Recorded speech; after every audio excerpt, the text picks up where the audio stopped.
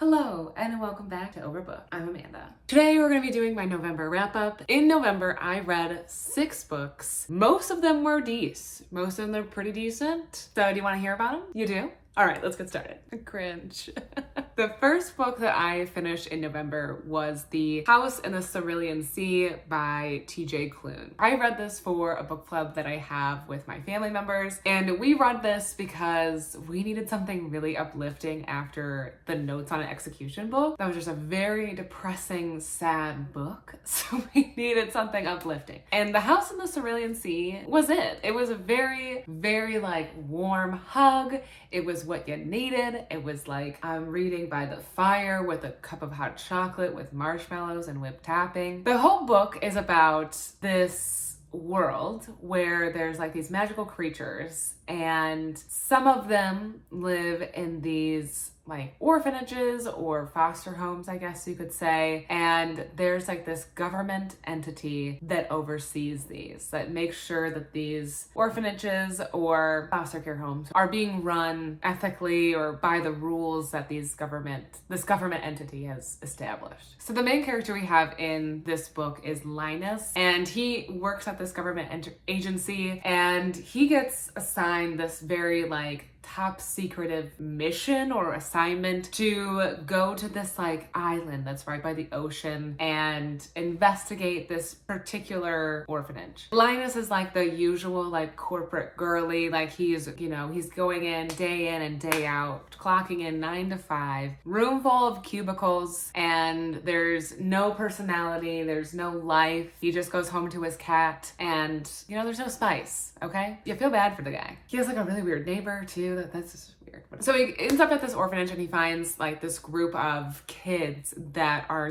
truly mystifying, and one of them is the son of Satan, and that is concerning, one could say. He's meant to spend I think a month there, and he gets really connected with these kids and learns more about them and the town that they're connected to, and of course the man who's running the orphanage, Arthur, which is cute little story in itself. The book really is just following how Linus is kind of discovering himself, and while he's learning about these kids and Arthur and this community and how he is supposed to go back to his life. I don't know, it's really cute, it's really fun. It was a nice little book to decompress after reading some pretty boring nonfiction and a really sad fiction book. I would definitely recommend, if you're into young adult, you're into fantasy, which I am usually not into either one of those, but I think that this was a great book to level set, just have some nice warm feelings. I will say, for those of you that have similar reading tastes as me, I don't know,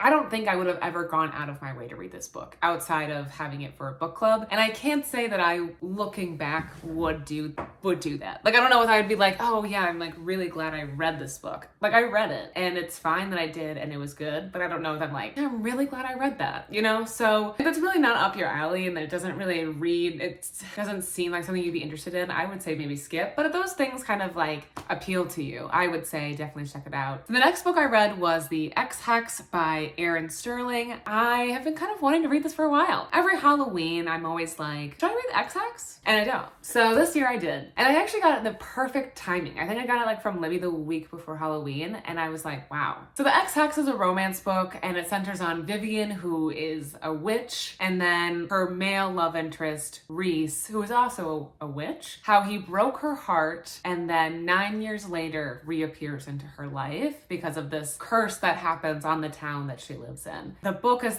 them dealing with this unresolved conflict that happened 9 years ago, while they're also trying to figure out what the heck is going on with this town and this curse and trying to figure it all out. I don't know, it's fun. I gave it 3 stars. I mean, it could be better. It's not the best romance book I've read, and it was kind of, again, it's science fiction-y fantasy, and I'm kind of lost me, I will say I loved the kind of depth the characters had in this book, especially coming off the cheat sheet. The main character has a friend, and we kind of learn about the friend besides just her talking to her friend about her love interest. So that was great. I mean, there were some really steamy scenes, which I love. I love that in a romance.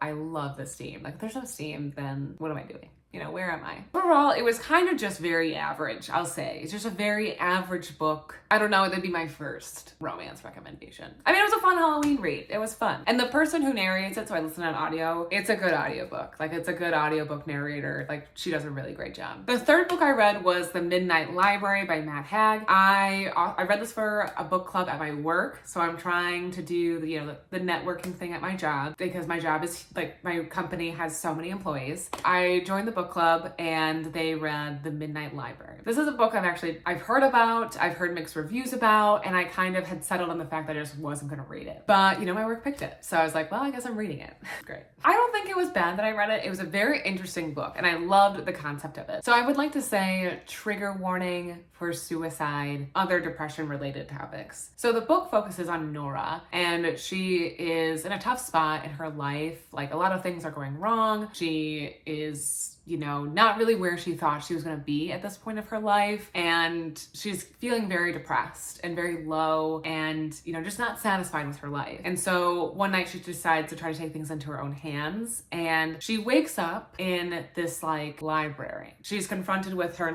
elementary school librarian. And she's in this dream world thing where there's just shelves of books. And what she finds is that she's given this opportunity to look into these books and experience a life of hers if she had made a different decision. If she had decided to go through with the marriage that she walked out of, or if she decided to pursue a different career, if she decided to pursue music. All of these show her what her life would have looked like if she would have done that. And she gets to experience these and see if there's a different life path that would have been the best path for her and would have prevented her from being here in the first place. And so I actually really loved her cycling through these different lives. I thought that was just so fascinating because it is really cool to see how one choice and one decision really impacts a lot of things in your life. Obviously what you have for breakfast doesn't always affect what you are, what happens 10 years from now. But sometimes I think about it the college I picked or the friends I settled with, and all of these things I feel really do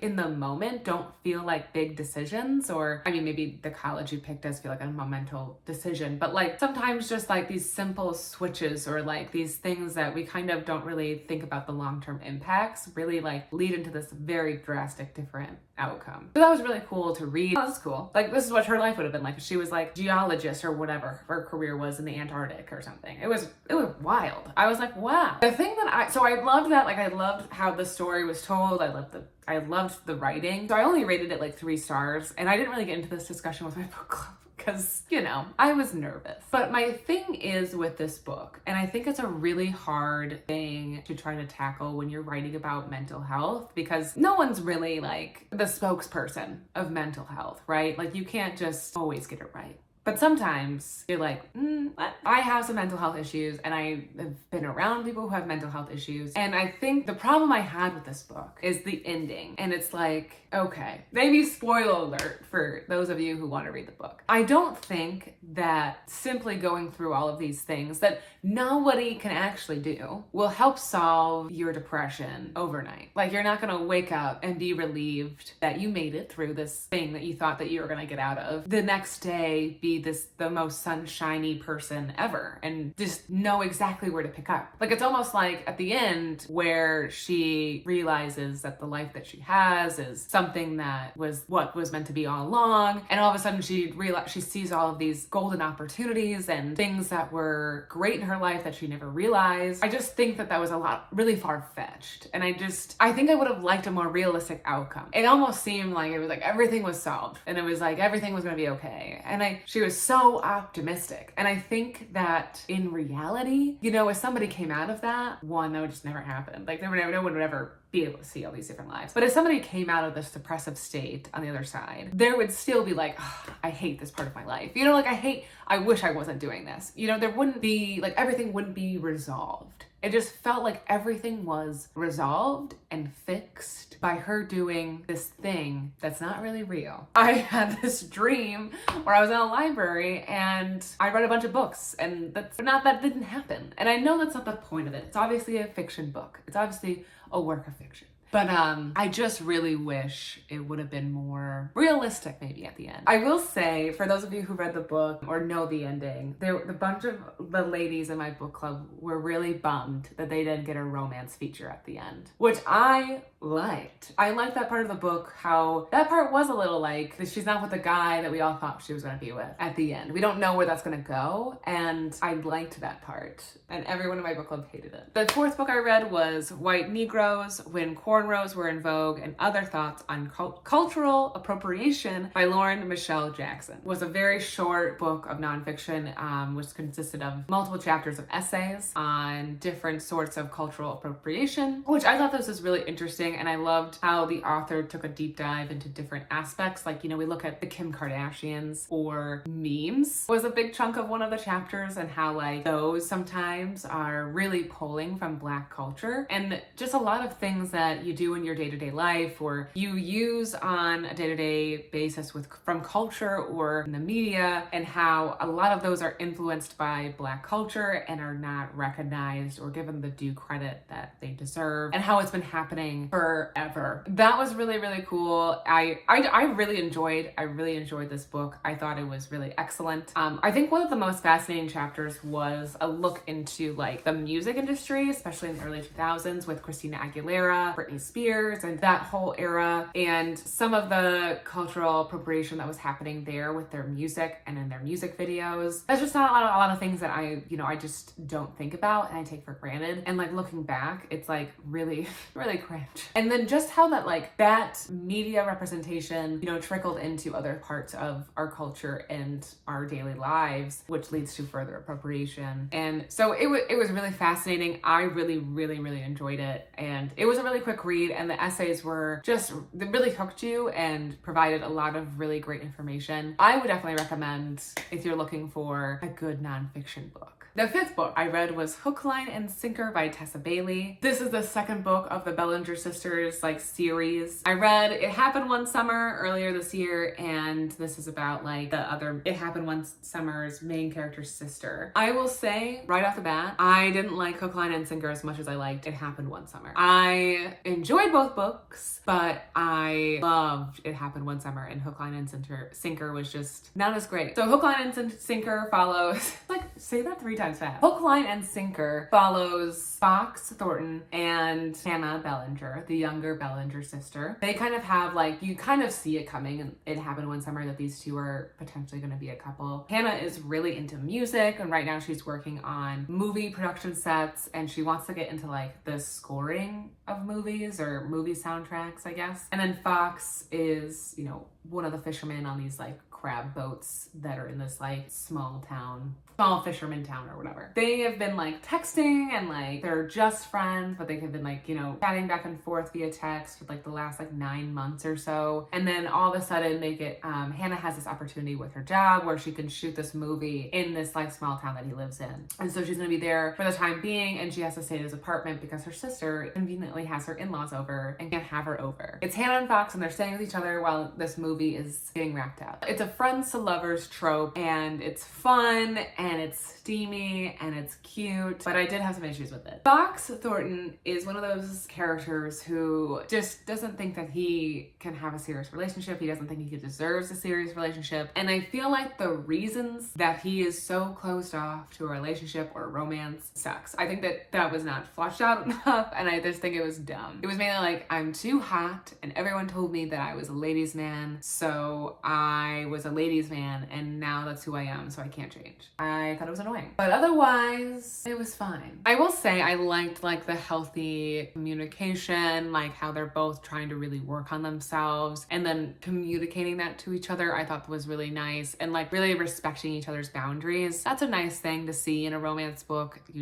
Sometimes you just don't see that, and I just really enjoyed that aspect of the book. Yeah, I don't know, it just didn't give as much as I thought it should have gave. I just really loved It Happened One Summer, so this one just wasn't as fun as it to me. The last book I read in November was Savage Conversations by Leanne Howe. I did a terrible job of this year of not reading enough books by Indigenous authors, and November was, Indigenous History Month, and so I really wanted to make sure that I got one in, and I'm really glad that I got this book in and I checked it out. So it's a really short book, and it's a short story essentially, and I listened to it on audio, which was really cool. So Savage Conversations looks at Mary Todd Lincoln after she is committed to this like psychiatric ward because she tells people that she sees this savage Indian come to her room and he scalps her and so, like opens her eyes, does this to her every night, and people are like, you're crazy. So the man who is haunting her is one of the victims of the 1862 mass execution of 38 Dakota men who were hanged in the result of this like United States and Dakota tribe conflict with like supplies and food and resources. It's the largest mass execution in the United States, and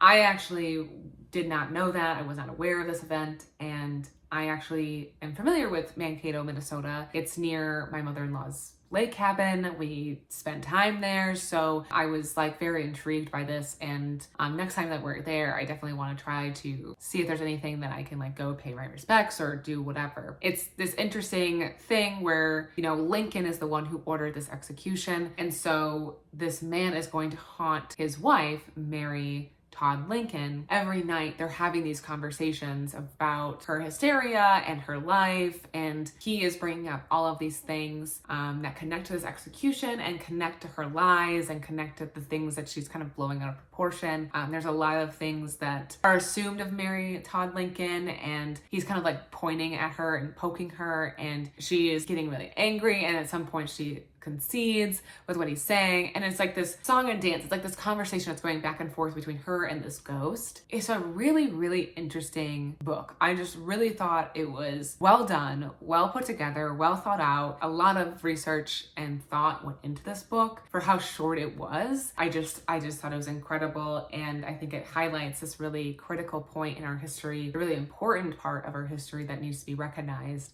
And so I definitely recommend it. It was really, really good. I recommend. Those were all the books I read in November. I have a very hefty list of books I'm going to try to get to in December this month, along with trying to finish my class. But in the comments below, please let me know what you're reading, what you read in November. If you've read any of the books I've mentioned in this video, I'd love to hear it. As always, remember to like if you enjoyed and subscribe if you have not already, and I will see you guys next time.